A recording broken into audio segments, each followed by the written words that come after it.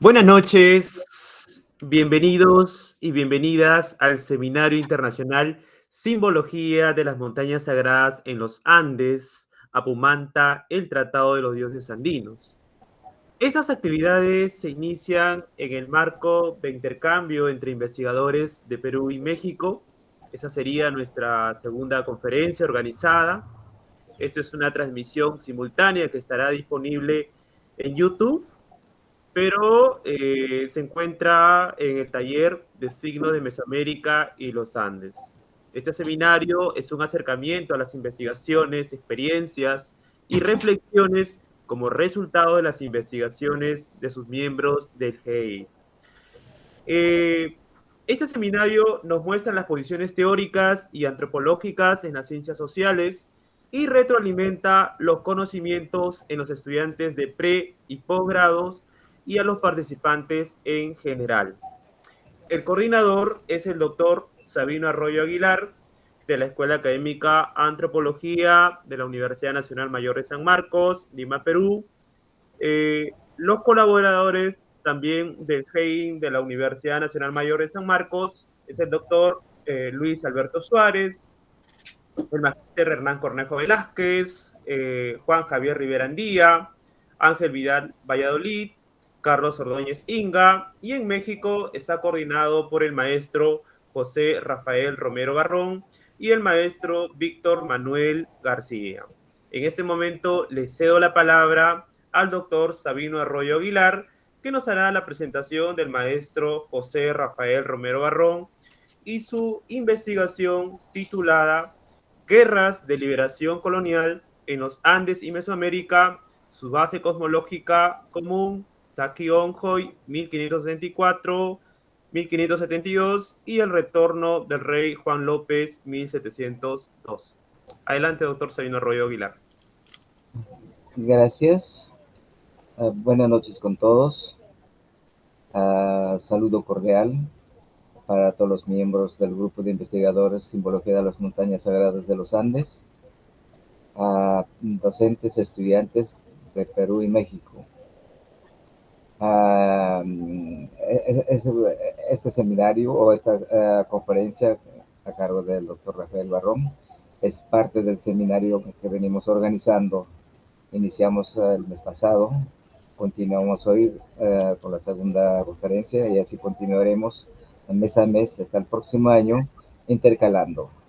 Esta vez tocó a los colegas de México, el próximo mes será para los colegas de San Marcos, Perú, y así sucesivamente.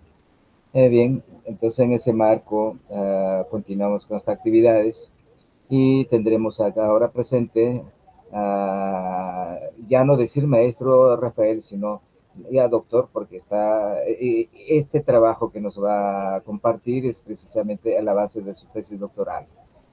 En esa medida, José Rafael Romero Barrón es licenciado en Historia por la Universidad Nacional Autónoma de México, con la tesis titulada La base cosmológica mesoamericana de la Guerra de Liberación de 1712 en Cancún, Chiapas, México, cuyos recuerdos por ser de oprimidos no quedaron en la memoria de los hombres.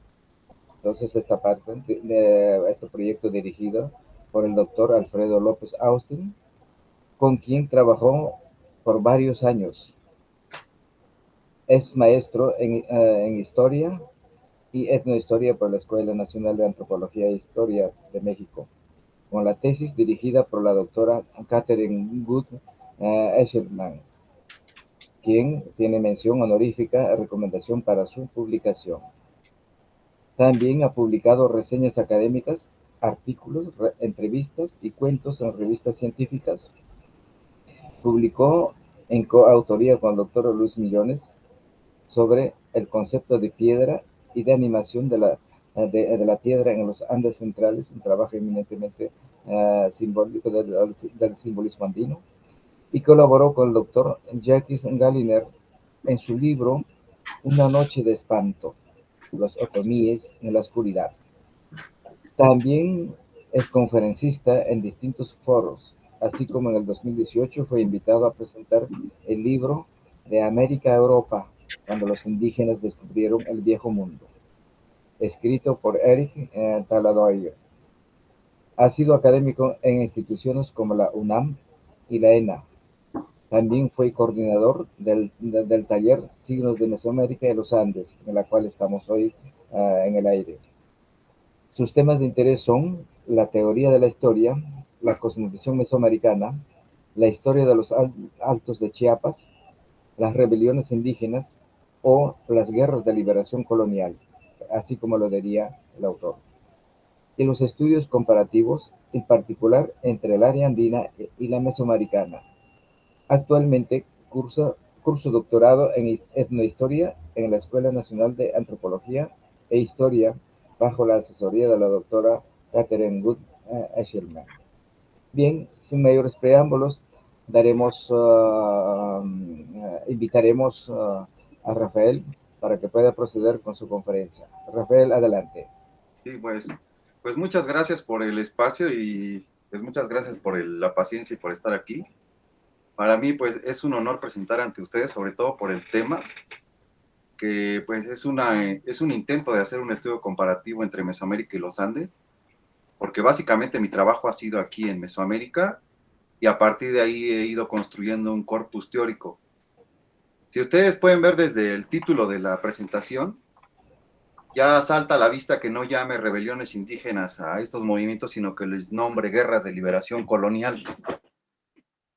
Y es porque es precisamente lo que mi trabajo representa, que es, no sé si ya puedo empezar a compartir pantalla, Hoffman.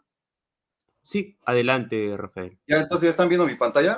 No, ¿podrías compartirlo, por favor? Ok, permítanme un momento.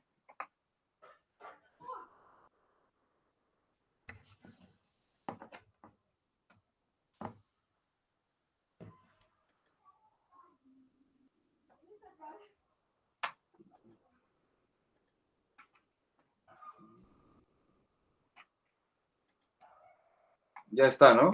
Correcto, Rafael. Adelante. Bueno, como iba diciendo, básicamente mi trabajo ha sido hacer un corpus teórico para, primero, delimitar o entender bien a qué nos estamos refiriendo con este tipo de fenómenos de rebeliones indígenas o guerras de liberación colonial, ¿no? En particular, mi trabajo se ha basado en Mesoamérica, en donde las rebeliones indígenas o guerras coloniales han sido muchas, ¿no? Aquí, si pueden ver en la pantalla, ahí se pueden nombrar varias, que en Chiapas han sido por lo menos 3, en Campeche hubo otras tantas, ¿no? En varias partes, en Bacalar, la famosa de Canec, de la guerra de castas, ¿no?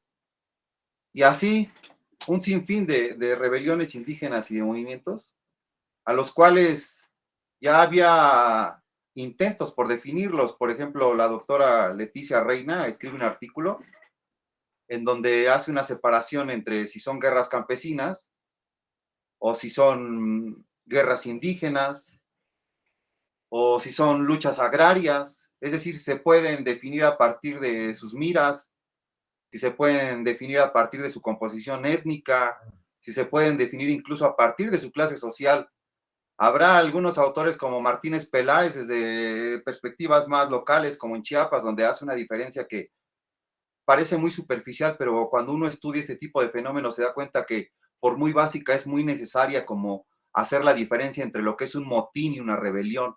Es decir, un motín es aquello que puede desencadenar la violación de una mujer y la ira de la turba que dura 3 o 4 días, ¿no? Que parece que acaba con toda una población. Y una rebelión es algo más elaborado que implica ciertas redes de comunicación, implica ciertos intercambios, implica reuniones, ¿no? Incluso lo que voy a tratar de mostrar es que implica todo un corpus ideológico que tiene su base precisamente en las concepciones, pues, mesoamericanas en este caso, ¿no? Aquí pongo algunos de los trabajos donde se habla de las rebeliones indígenas en Mesoamérica, donde se intenta hacer trabajos comparativos. La doctora Leticia Reina es pionera en estos trabajos.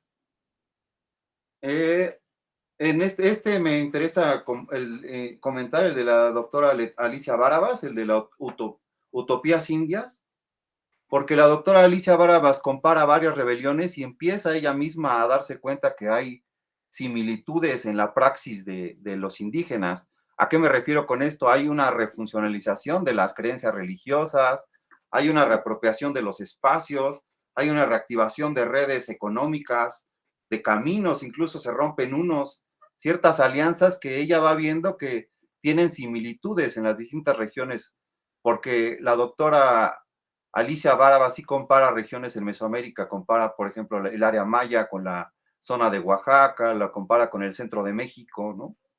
Y digamos, logra hasta cierto punto caracterizar lo que ella llama movimientos de revitalización.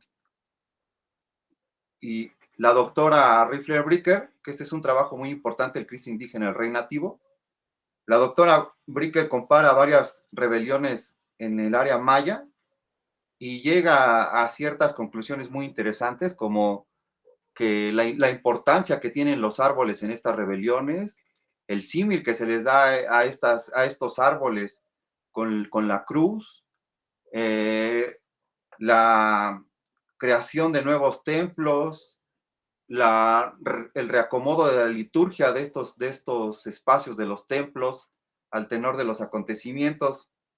Y bueno, este texto de Milenarismo y Mesianismo de las Rebeliones de Juan Ocio, porque él es, digamos, de los autores que compara ya no solo el área mesoamericana, sino incluso el área andina, ¿no? Es de los primeros estudios comparativos que yo encuentro por ejemplo, con el Taquionco y con la idea de Incarrí, ¿no? Y el rey Incarrí, que va a ser importante para esta investigación. Bueno, esto lo pongo como antecedentes. Mi trabajo yo lo he centrado en Chiapas, en los altos de Chiapas, en esta zona.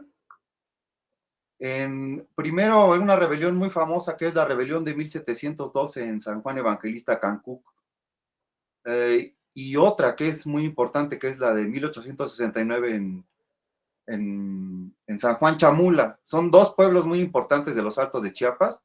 No me voy a detener mucho en esto. Si a alguien le interesa con mi nombre, sobre esos han sido mis tesis, digamos, de la licenciatura, como decía el doctor Sabino, y de la maestría. Entonces ahí trabajo, digamos, lo que es historia regional. Ahí sí me metí a los documentos en Cancún, me metí a los documentos ahí en Chamula, visité la región, la caminé, ¿no? Platiqué con la gente, comparé las fuentes coloniales, cosa que quise haber hecho en el caso del Taquionco. Desgraciadamente la pandemia me impidió viajar hacia allá, entonces tuve que dar un giro a la investigación y más que plantear conclusiones, planteé una serie de preguntas que por eso para mí es muy importante esta reunión, porque con ustedes como andinistas me parece que podemos encontrar o podemos tratar de recabar los datos que me faltaron, ¿no? Bueno, para yo hacer el corpus de mi interpretación de las rebeliones indígenas, comencé con la interpretación de Alfredo López Austin referente al Monte Sagrado y el Templo Mayor. En este libro que les pongo aquí en la pantalla, que es una interpretación de la arquitectura del Templo Mayor de Tenochtitlan a partir de la cosmovisión mesoamericana, cuyo paradigma es el culto a la montaña sagrada, ¿no? El doctor López Austin llega a estas conclusiones a partir de comparar textos coloniales, textos prehispánicos, textos arquitectónicos, textos epigráficos, iconográficos, de distinta índole mitológica también, y a partir de ahí va logrando una interpretación de la montaña sagrada en Mesoamérica y de una serie de elementos que se comparten en el territorio que es Mesoamérica, ¿no? A esto se le va a llamar la base cosmológica mesoamericana. ¿A qué me refiero con esto? Es una concepción que se tiene del culto al monte en Mesoamérica y que tiene ciertos elementos comunes, y en la siguiente lámina lo ilustramos. En Mesoamérica, el monte sagrado es el gran promontorio donde se albergan los bienes que se dan a la tierra periódicamente, conforme a los ciclos. Ese monte sagrado está custodiado por un personaje que se le llama el dueño, ¿no? ese dueño tiene contacto con los seres humanos en un lugar que se le llama la cueva, que es, digamos, el lugar donde el hombre entra y de donde el hombre sale. Ese mismo monte sagrado tiene dos espacios, tiene un espacio que es, digamos, el ámbito de los muertos y otro que es el ámbito de los vivos, que digamos que en este caso es el Mictlán y el Tlalocan, ¿no? Digamos, esta serie de elementos los fue encontrando el doctor López Austin en todo Mesoamérica que se compartían en el culto a la montaña. Ahora, en cuanto al culto al cerro, también se identificó que el mismo templo mayor de Tenochtitlan era una representación microcósmica de aquel monte sagrado. Al mismo tiempo que existían historias sobre este dueño que en ámbito colonial había cambiado de estatus, ¿no? Había cambiado la explicación y se decía que a la llegada de los españoles, este dueño había decidido ocultarse bajo la tierra y ahora dentro de las comunidades indígenas de Mesoamérica había un mito del retorno de un rey con muchos nombres. En Chiapas se le llama Juan López, también se le llama Juan García. En otras partes de la zona náhuatl se le llama Juan Oso. En varios lugares tiene distintos nombres este rey que retorna. Es decir, parte de la idea o la concepción del monte sagrado también implicaba un mito del retorno del rey indio. Ahora, yo lo que hice a la hora de interpretar la rebelión de Cancún de 1712 fue poner como tamiz el paradigma cosmológico del monte sagrado del doctor López Austin y hacerle esta pregunta a la rebelión. Si la rebelión indígena de 1712 era, como yo pensaba, una proyección del monte sagrado, podría haber una serie de cuevas, podría haber una refuncionalización de los templos, es decir, un cambio dentro de la liturgia a partir de la base cosmológica del monte sagrado. También podría haber una encarnación de los dueños o de los personajes que vivían allá dentro de la montaña. En los líderes que encabezaban las rebeliones, ¿cómo podíamos interpretar el árbol florido en estas rebeliones? Y bueno, a partir de lo que yo fui investigando, efectivamente investigué y en la rebelión de 1712 sí existía la idea de que iba a retornar un rey. El rey Juan López retornó en esa rebelión. De hecho, tú vas en contexto etnográfico y preguntas en las comunidades si alguien recuerda a la rebelión de Cancún, de la historia de María López y de Sebastián Gómez, que así se llamaban los líderes de la rebelión de 1712, y nadie te puede dar razón. Pero si tú preguntas la historia de Juan López, todo mundo te cuenta un mito o una historia de lo que sucedió en aquella vez, ¿no? Ahora, a partir de mis investigaciones, pude corroborar que sí, efectivamente, en la rebelión de 1712 había una cueva, la cual tenía dos espacios. A uno se le nombraba la gloria y a otro se le nombraba el infierno. A uno se mandaban las personas que querían que vivieran eternamente, aquellas que la Virgen les había prometido que iban a vivir en un mundo de eterna abundancia. Y en otro, que era el infierno, se echaba a aquellos que no querían que volvieran. Los templos, efectivamente hubo construcción de templos y un texto que analizó mucho los templos fue el doctor Juan Pedro Viqueira en un texto que se llama ¿Qué había detrás del petate de la ermita de Cancún? Ahí el doctor Viqueira demuestra que hay un cambio en cuanto a la liturgia del espacio del propio templo, donde parece ser que cuando María Candelaria traspasaba el petate, era lo mismo que cuando los personajes se introducían debajo de la tierra a recibir pues la voz de los pasados precisamente, ¿no? Que era quienes volvían en aquel momento. A partir de la conclusión de mi primer tesis fue que ya teníamos elementos que no tenían que ver con la composición étnica necesariamente, que no tenían que ver con la clase social y que tenían que ver con la praxis de la propia guerra, con la postura ideológica que quienes emprendían la guerra manifestaban en su hacer mismo. Es decir, ahora ya no era un cristianismo malentendido como las interpretaciones tradicionales a partir del corpus cristiano habían hecho de estos movimientos, sino ahora la base era a partir de la base cosmológica mesoamericana, donde una serie de milagros o de hierofanías comenzaban a adquirir sentido. Y bueno, esto que están viendo ustedes son los elementos que yo enumeré para caracterizar estos movimientos como guerras de liberación colonial, en este caso mesoamericana, y no ya rebeliones indígenas o guerras campesinas o guerras agrarias, ¿no? También un poco rompiendo con esa idea de que habían sido guerras de castas, donde había sido indígenas queriendo aniquilar una población de españoles por el simple hecho de ser españoles.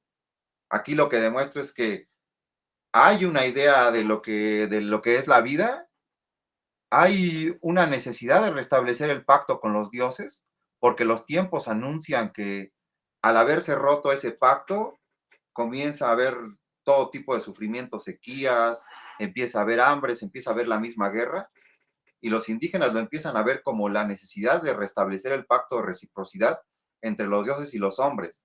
Y por eso el canal de comunicación de estos movimientos va a parecer tan extraño, ¿no? Que va a ser de una forma ritual.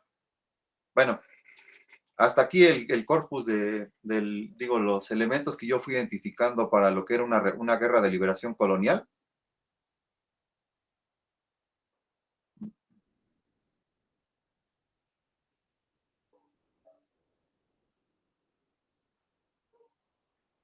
Y bueno, en el caso de 1812, de 1869, eh, tuve la fortuna de trabajar con la antropóloga Catherine Good Eshelman, alumna del doctor John Murra, y tener un conocimiento más cercano a la relación que existía entre los distintos pisos ecológicos que manejó el doctor Murra en su teoría de los archipiélagos. La doctora Good, en el caso de Guerrero, lo trabaja un poco más, de una forma más fina, y hace un trabajo etnológico, y se da cuenta que la comunidad nahua no solamente se encierra en un territorio en específico, sino que se habla más bien de la gente de uno cuando se quiere establecer de un territorio, y es algo móvil.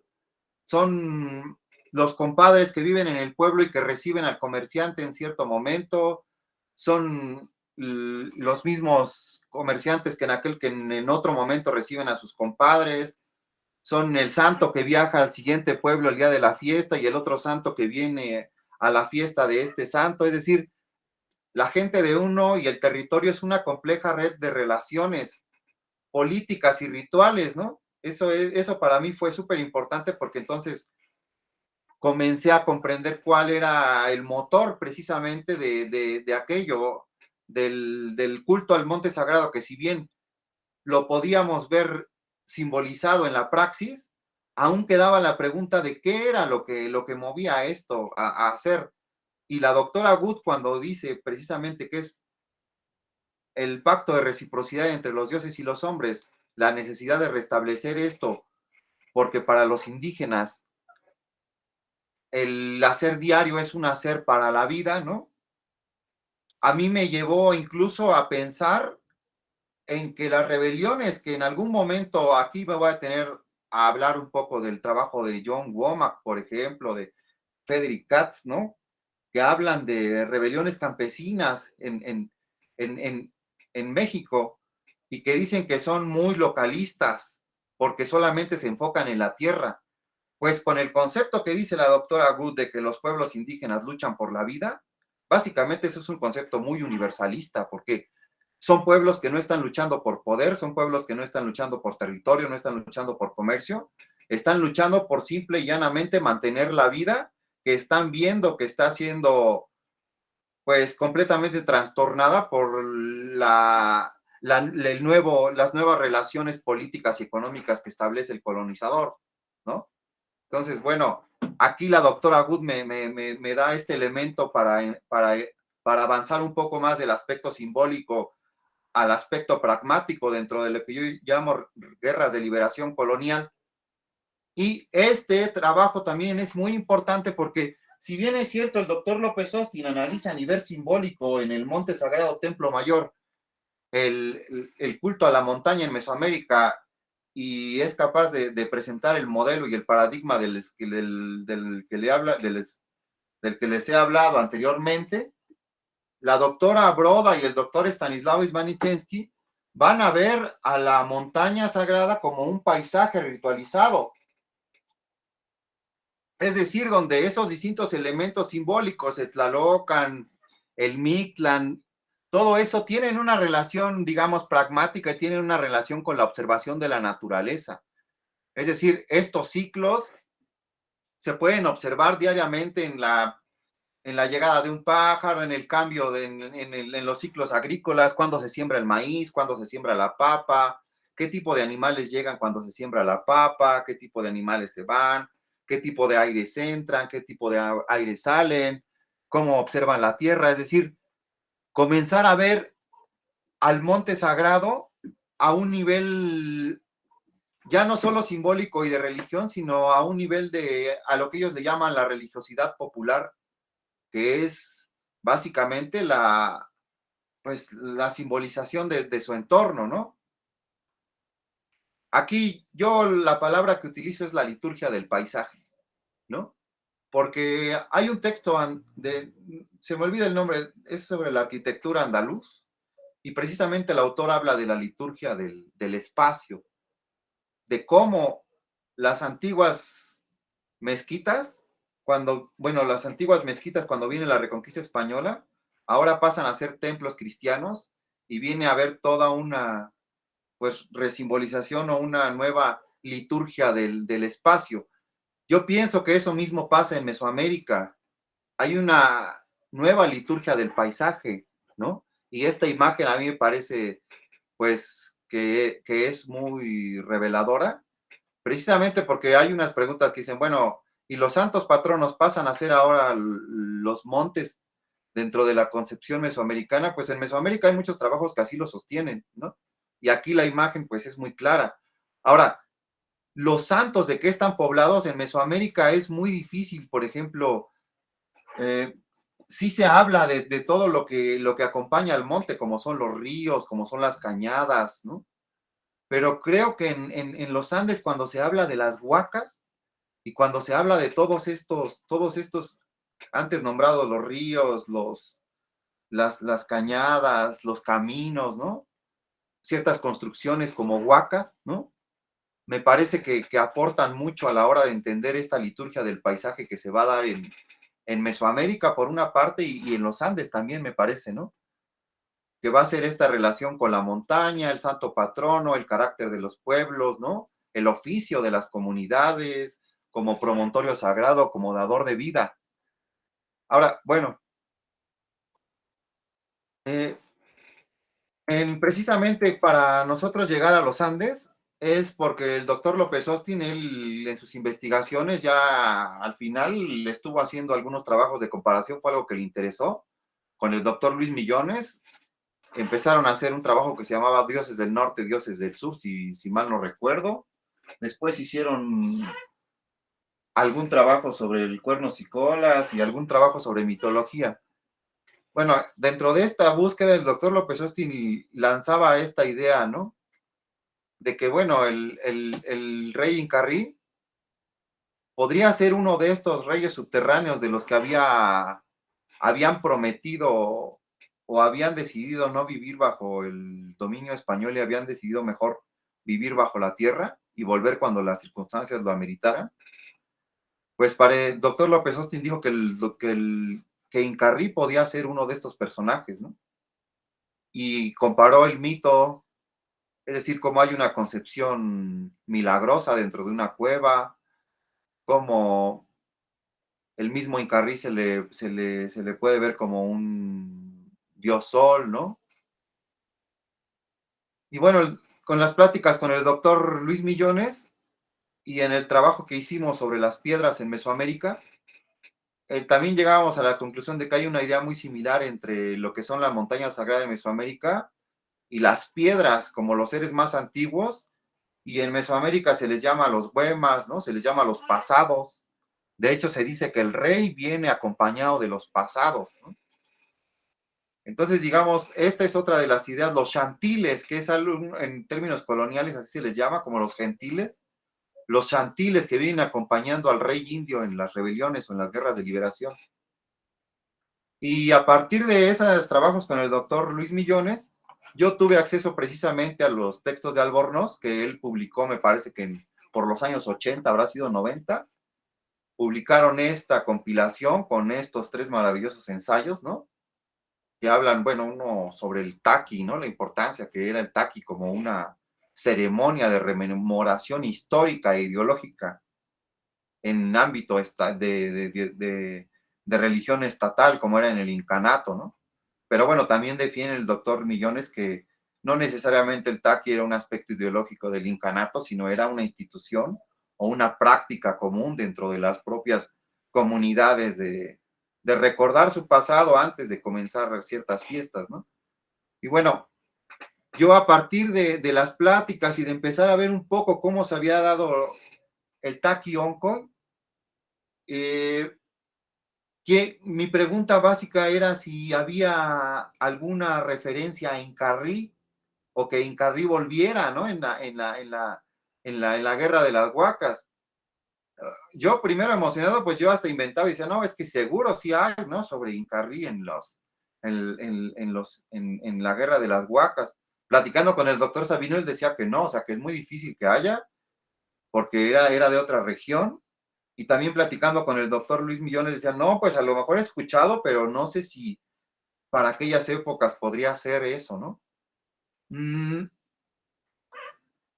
Para un poco más o menos no desilusionarme, tuve acceso con un texto sobre, se llama Peace.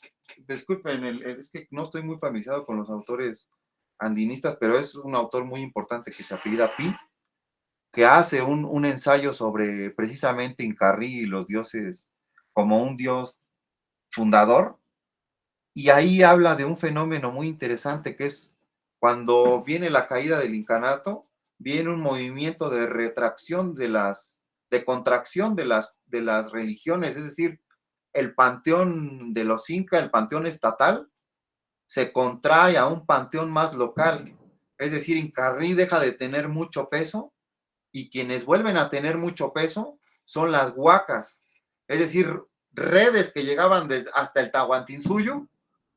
Cuando viene este movimiento de contracción, dice PIS, son redes son redes más locales que tienen más que ver con las huacas. Entonces, yo pude acomodar mi modelo porque entonces ya no buscaba en Carrí, sino buscaba a los pasados y buscaba otro elemento del culto al monte sagrado que estuviera dentro de la rebelión del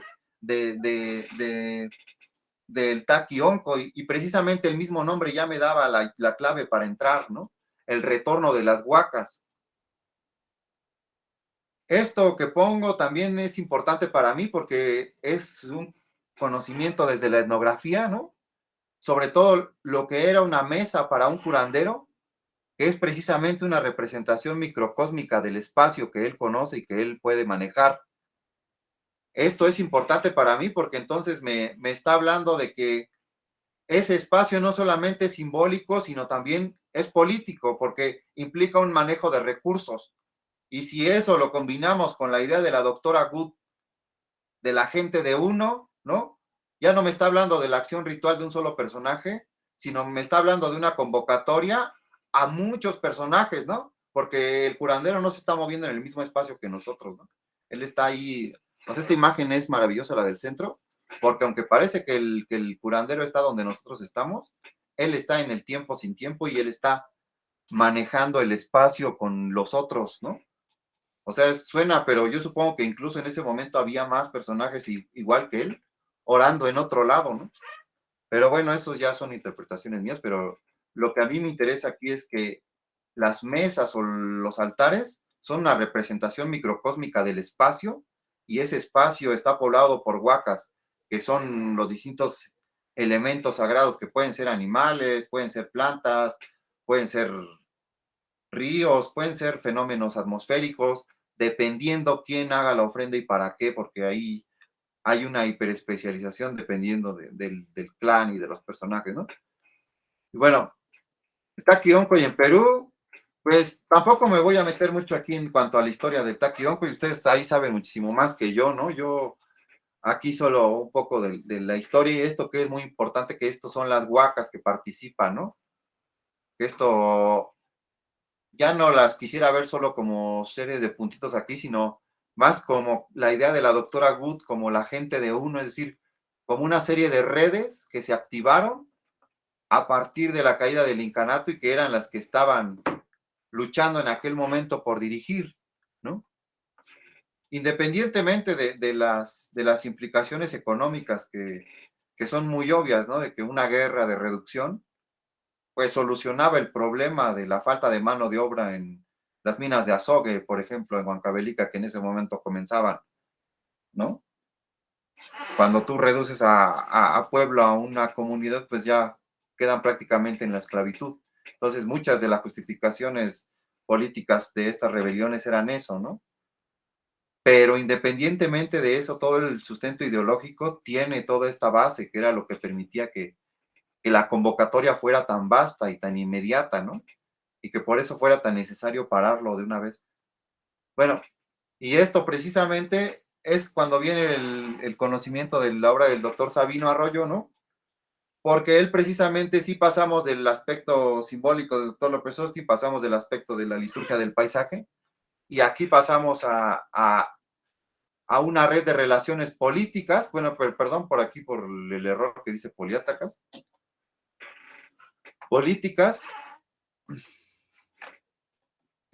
una serie de relaciones políticas regidas por un calendario, ¿no? Precisamente como el de los santos, ¿no? Los santos se van moviendo en determinado momento del año, van visitando una región, van cambiando de otra, y en ese movimiento no solo va el santo, sino va sus mercancías, pues va un intercambio cultural. Entonces, comprendamos que cuando venía una rebelión indígena, muchas veces lo único que se hacía era romper relaciones abusivas del colonizador. Una frase muy ilustrativa al respecto es que los indígenas solían decir, bueno, si los españoles tienen su oro y nosotros nuestra comida, pues que ellos se coman su oro y nosotros nos comemos nuestra comida, ¿no? Entonces, básicamente ahí van a tener explicación una serie de elementos del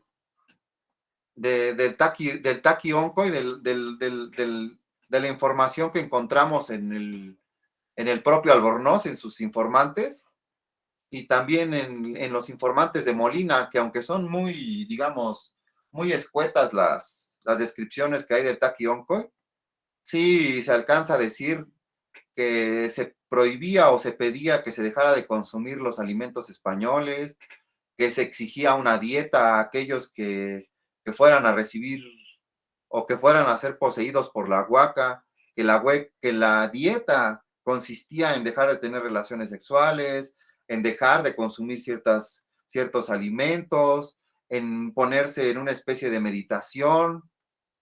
También se habla de la necesidad de crear nuevos templos, ¿no? De la necesidad de restablecer este pacto de reciprocidad entre los dioses y los hombres, que parece ser que también es lo que están viendo los taquiongos en el ambiente, ¿no? Que bueno, así les llaman de una forma despectiva a los colonizadores, pero que no son sino estos especialistas rituales, o que en las comunidades se les va a llamar los pasados o los antiguos, que son pues las cabezas de las familias, ¿no? Que son quienes se están reuniendo precisamente en el templo, en la iglesia, esta iglesia refuncionalizada y esta representación microcósmica de la montaña. Es decir, estos personajes cuando se reúnen a tener el ritual del que todos nos hablan, en realidad lo que están haciendo es ir a otro espacio, es decir, al interior de la montaña, al interior de la iglesia, y ahí deliberar sobre lo que sobre lo que va a acontecer en el exterior, ¿no?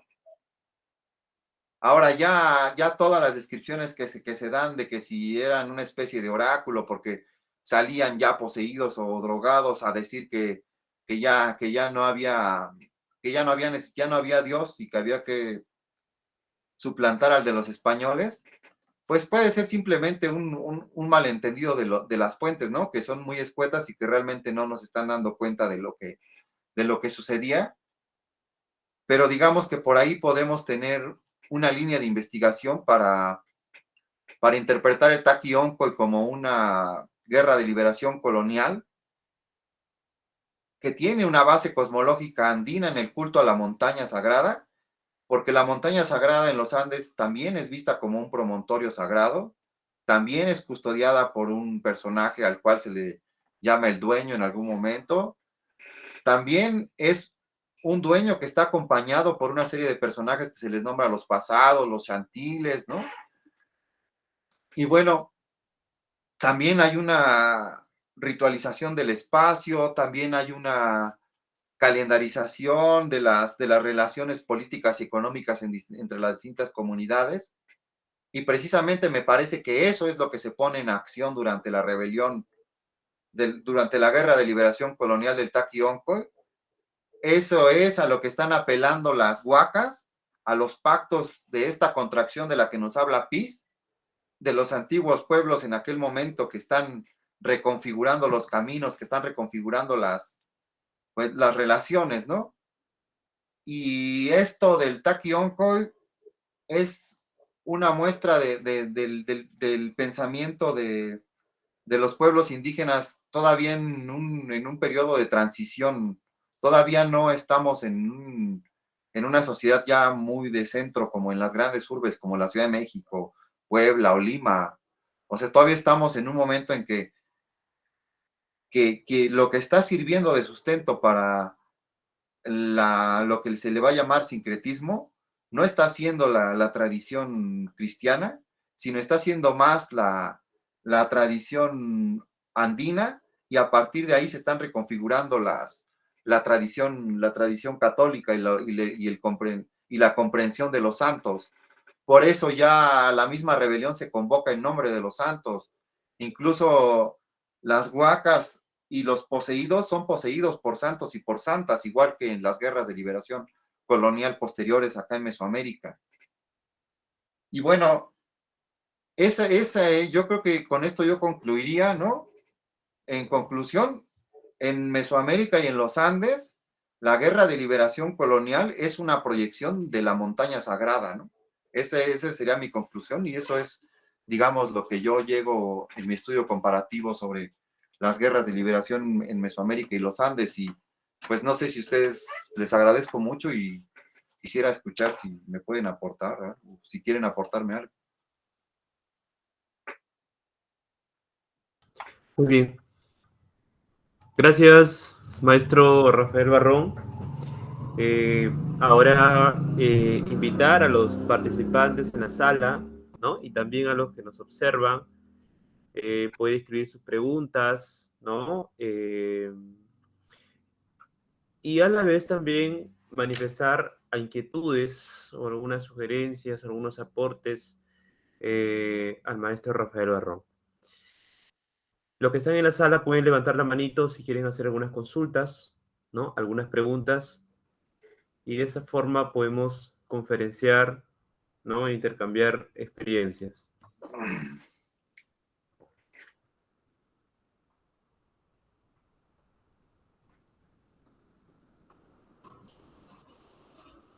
Muy bien.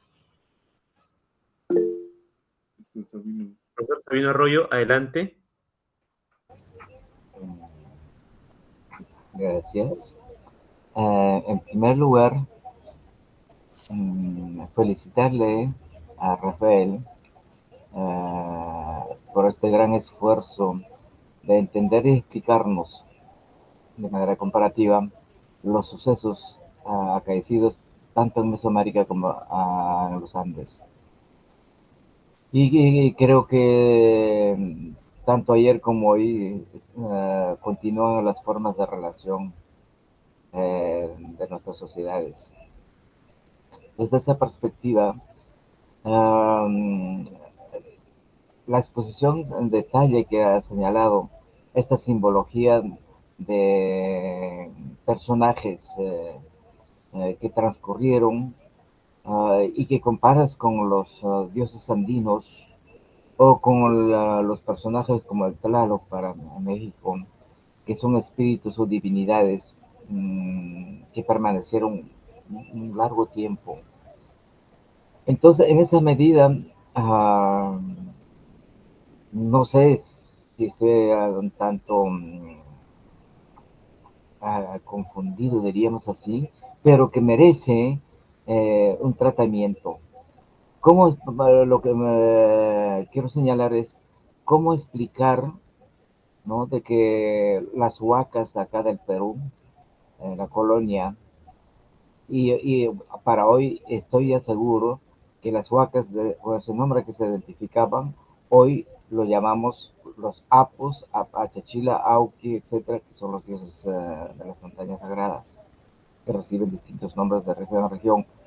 Digo eso porque Guamampoma Dayala registra, y todo ese registro en la actualidad se mantienen sus nombres. Y que estas huacas aparecían, así como señalan Taquionjoy, en la actualidad siguen apareciendo a las gentes, se manifiestan, a veces escogen quién puede ser su sacerdote, su pongo, su camayo. Así como ocurre en México. Y todavía algo de coincidencia, el nombre de Juan está presente tanto en México, Mesoamérica, como aquí, porque en Taquionjoy el líder viene a ser Juan Choje o Chojne, esta simbología.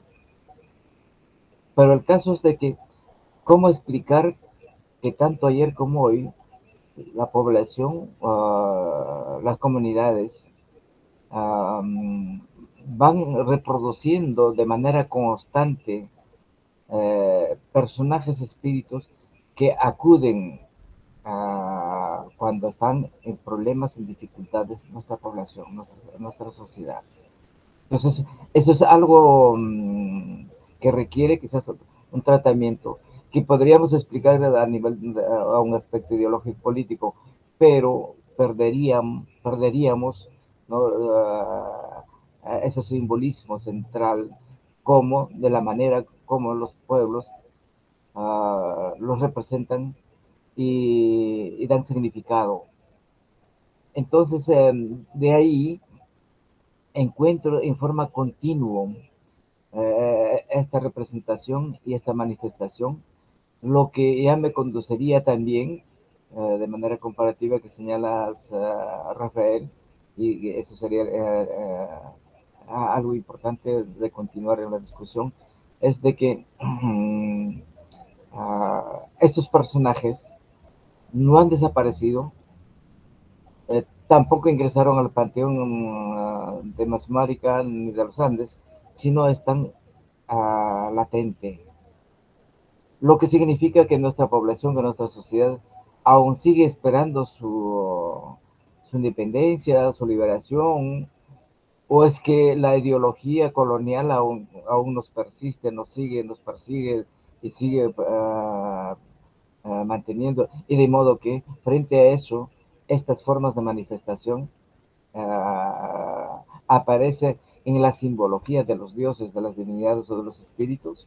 Es un poco la interrogante para Rafael como también para los oyentes. ¿Continúan o contesto? Gracias.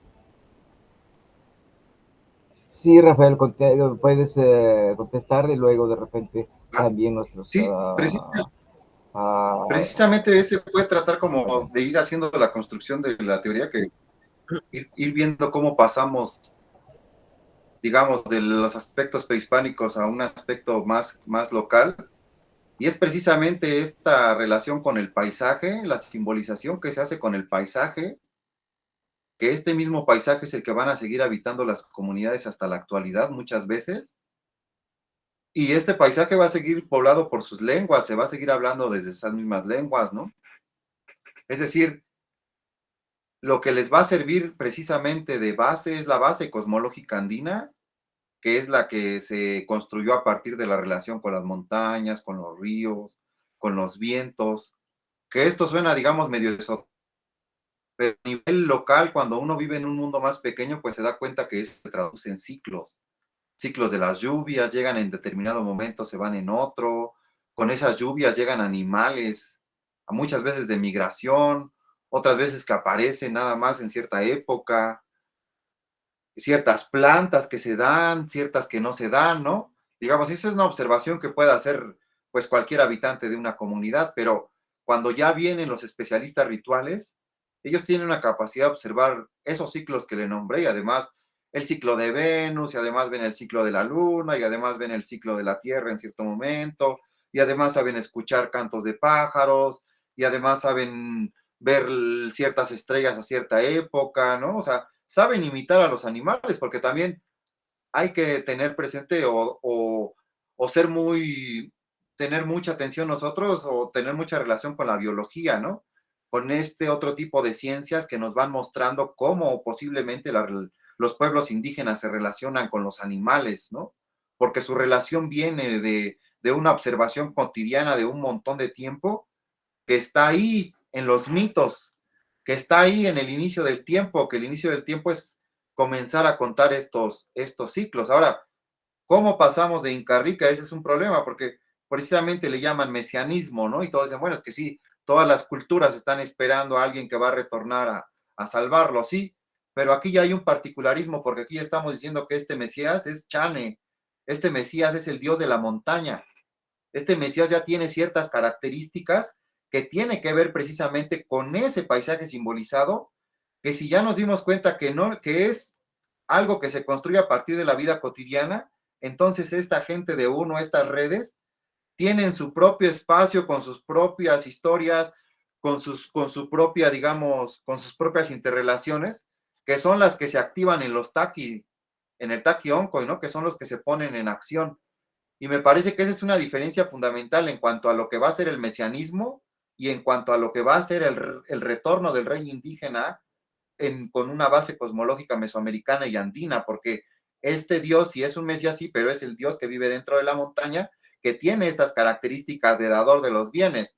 En Mesoamérica es una población netamente agrícola, realmente los animales de ganado son muy pocos, pero en los Andes sí es muy obvio que sí se da si bien es el mismo culto al monte y si bien es un mismo dador de bienes, en los Andes sí se integran los ciclos de la alpaca y de la llama, por ejemplo, ¿no? Es decir, hay dioses, hay el dios de la montaña provee de estos animales, que ya nosotros tratando de ver cómo es que provee de estos animales, ya tratándole de quitar este sesgo religioso, lo que nos damos cuenta es que atrás de todo eso hay una comprensión cíclica de la vida del animal que va en relación con la vida de ciertas plantas, que va en relación con el movimiento de los astros, que va en relación con el crecimiento de las plantas, que son todos estos ciclos que integran la vida de las comunidades y que pues son de un cambio más lento, como decía Brodel, ¿no? Muchas veces, pues sí, que se detiene ahí, ¿no?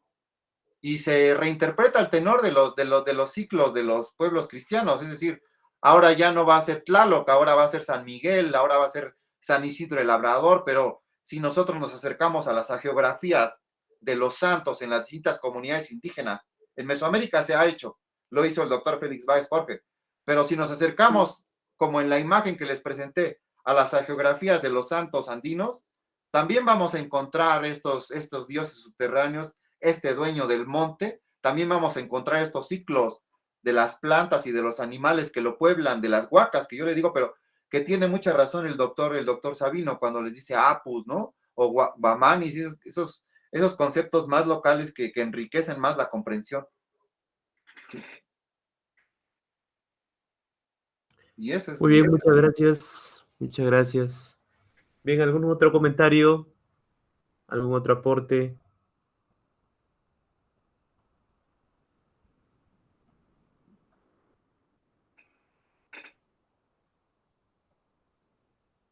Muy bien, entonces, no hay comentarios, creo. Ernesto. Sí, Ernesto, muy bien, adelante, te escuchamos. Sí, bueno, primero felicitarle al doctor Rafael, una ponencia muy eh, importante que nos ayuda, ¿no?, a intercambiar los conocimientos y en verdad quería un poquito de repente relacionarlo con el último comentario que se estaba haciendo, ¿no?, sobre las representaciones simbólicas que hay, ¿no?, en los pueblos locales. Y le voy a poner un ejemplo que obviamente sucedió con mi familia. Bueno, mis padres son de Ayacucho, del Perú, de la Sierra Sur, pues, ¿no? Del Perú, para localizarnos, la parte de Ayacucho. Bueno, ellos tenían mucha creencia simbólica en lo que nosotros denominamos aquí los sapos, ¿ya? Y tenían también mucha reverencia a la Pachamama, que es la Madre Tierra.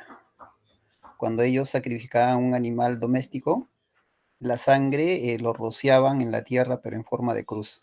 Y decían, esto va a la Pachamama porque nos ha dado la vida de este animal y su alma tiene que regresar, ¿no?, a la Pachamama, porque es la que le dio la vida, pues, ¿no? Y me hace recordar, ¿no?, bastante esto. Otra también que tenía mucha relación y que, bueno, a mí me ha dejado pensando justo ahora que, que se ha tocado este tema. Eh, Mi padre era agricultor y conocía muy bien las fases de la luna. Sabía en qué momento sembrar determinado, ¿no?, determinada plantación. Y una vez, ¿no?, sembró camote, recuerdo, en una fecha que no debería de sembrarlo, ¿ya? Porque no estaba en la época de la luna, como él decía, pero tenía la semilla del camote y él dijo, yo lo voy a sembrar, yo no voy a creer en las cosas que de repente, ¿no?, pues me voy a salir de esto y voy a sembrarlo. Y lo sembró. Pero no produjo el camote, se fue en hojas y no produjo el camote. Cada planta habrá tenido 2 camotitos pequeñitos y dijo, esto me pasa si yo tengo mucha fe, mucha creencia en la cosmovisión andina, ¿no? Yo me he atrevido a contradecirlo con esta práctica. Bueno, desde hoy para adelante vuelvo a mi costumbre, vuelvo a ¿no?, a mis creencias, y esta fecha jamás lo voy a volver a sembrar, ¿no? Entonces, son cosas, como dices, ¿no? Mire, que en la práctica ¿no?, nos muestran que están frente a nuestros ojos este tipo de conocimiento y que muchas veces pasan desapercibidos, ¿no? Y que, bueno, en mi familia lo vivimos, ¿no? Creo que, y yo creo que en México obviamente hay mucha relación con lo que pasa aquí en Perú, pues, ¿no? En las zonas andinas, porque en verdad estábamos muy entrelazados en las culturas, ¿no? Y somos pueblos hermanos y prácticamente compartimos muchas formas culturales. Eso era lo que quería aportar, ¿no?, de parte de mí. Pues muchas gracias. Muy bien. Entonces, sin más preguntas, comentarios, hacer recordar a la audiencia que la siguiente conferencia es el martes 6 de diciembre a cargo del doctor Luis Alberto Suárez. La conferencia se titula Cambios climáticos y el papel de las montañas sagradas en Apurímac. Se hace recordar que la transmisión estará disponible en el taller de signos de Mesoamérica y los Andes y posteriormente en YouTube para que nos puedan seguir. Si es que no hay alguna acotación, estaremos cerrando la transmisión. Pues, ¿no? ¿Algún recordatorio?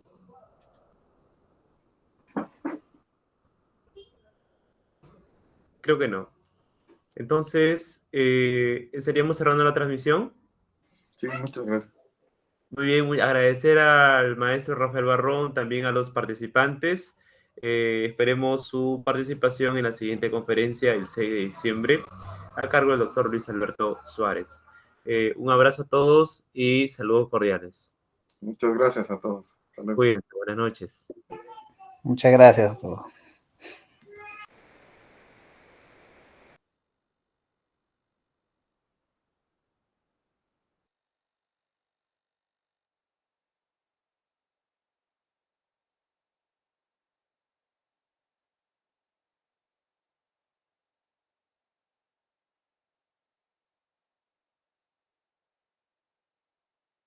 Doctor Sabino,